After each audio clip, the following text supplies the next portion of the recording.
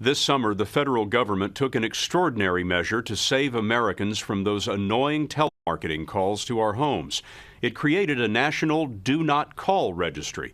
Once you sign up, telemarketers can't call you anymore. So far, about 30 million people have done so. But did you ever wonder how the telemarketers get your number in the first place?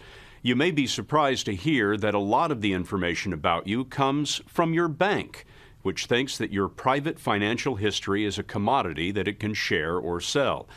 But as we first reported last April, there is a man who's trying to give you control over your own financial information. Mike Nevin is just a local politician in California, but what he's doing has bankers hanging on his every word. I had no knowledge or idea that they were selling that information to not just another parties, but various parties. My DNA. My financial DNA, my life's not for sale.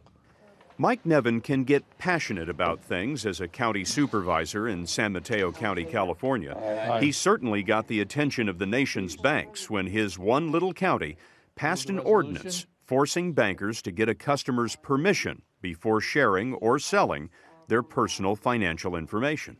You know, have you ever gone to a bank and borrowed $25,000 and a week later got a notice in the mail or a phone call from another bank saying, we'll offer you that same amount of money at some specific rate? It happens to all of us. You wonder, how did they know? Because it's immediately disseminated to these people what the transaction, that personal, private transaction that I had with my financial advisor is out the window. It's out the window 5 seconds after I walk out of the bank. Here's how it works. The major banks, of course, aren't just banks anymore. They own credit card companies, insurance companies, stock brokerage companies. And once you've done business with any of these, your personal financial information can be shared with all of their affiliates. For example, one of the nation's largest banks, Citigroup, has more than 1,500 different companies, all of which can share your information to market their products. Hello. Hello. Hello. The banks take that information you provide and they improve it, enrich it, enlarge it. Is that correct? At places like this. Thank you for your time. Companies, they're known as data companies, try to predict everything from your buying habits to your reading habits. Hi, this is Info USA. Hi, this is Info The nation's USA. biggest data company is Info USA in Omaha, Nebraska. Its CEO is Vin Gupta. How many people in this country do you have records on? We have a database of about 200 million people. What can you tell me about each one of those individuals? We would know their name, their address, the phone number.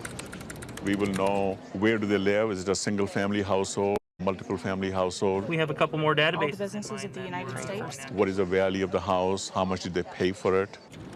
With a few keystrokes, my life, maybe too much of my life, was on the screen. So then we go into this marketing file. And that's where we'll show your last name, the street address, zip code, city, state. Confirmed home owner, single family, and there is the home value and the price I paid and when I bought it. That's right. I'm not sure this is information I would really want anyone to know. I think it goes to the heart of our, the heart of people's rights in this country to know what's being disseminated, what's being said about them. When you fill out that form for the checking account, the credit card, the bank loan, and the bank puts all that information in their computer, who owns that? They do. The bank owns the Absolutely. information. Yeah. They have to have information on me. They have to be able to make a judgment about my record, track record, ability to pay or otherwise. What I'm doubting and what I question and what I'm angry about is the fact that they're selling it. They're making a profit on me. Yes, but the banks say that those profits help consumers in the end.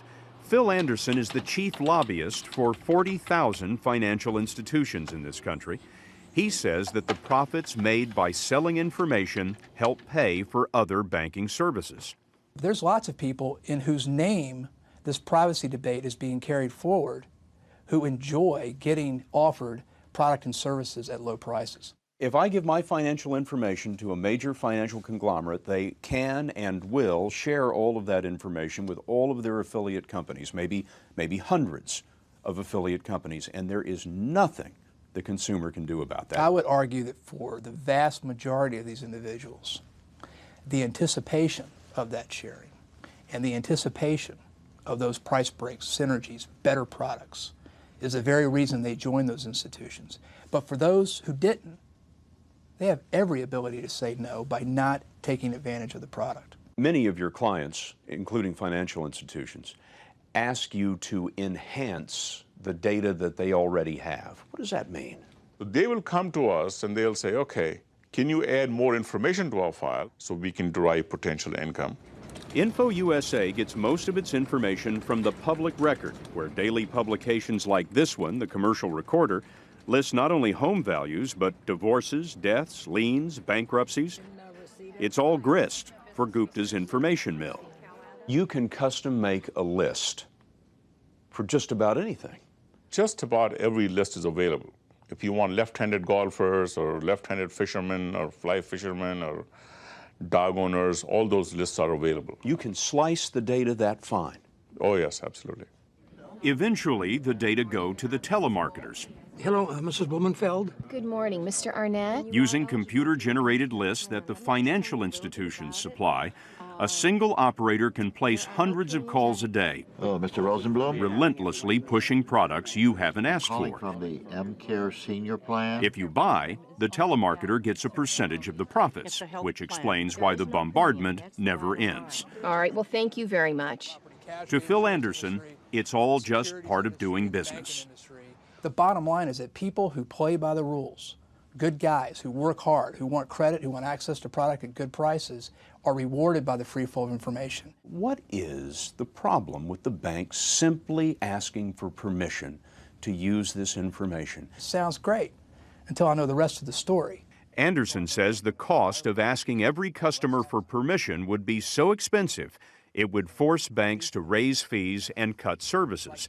In his view, the rest of the story has a dire ending for consumers. That they can't get to their ATM 24 hours a day, or get a preferred rate on a loan, or get a benefit for having their homeowner's insurance with someone who might want to give them a loan, or even go to the gas station and get gas. Prop 36. Mike Nevin doesn't buy this doomsday scenario. The sole purpose of his law, he says, is to give consumers, not the banks, control over personal financial information, even if it means that some of those services may be diminished. What I hope this law leads to financial privacy is people's personal privacy in general. Isn't it too late? Aren't you closing the gate on the corral after the horses are gone? God, I hope not. But Nevin is standing up to what seems like a stampede. This is the trade show of the Direct Marketing Association, a telemarketers convention in San Francisco.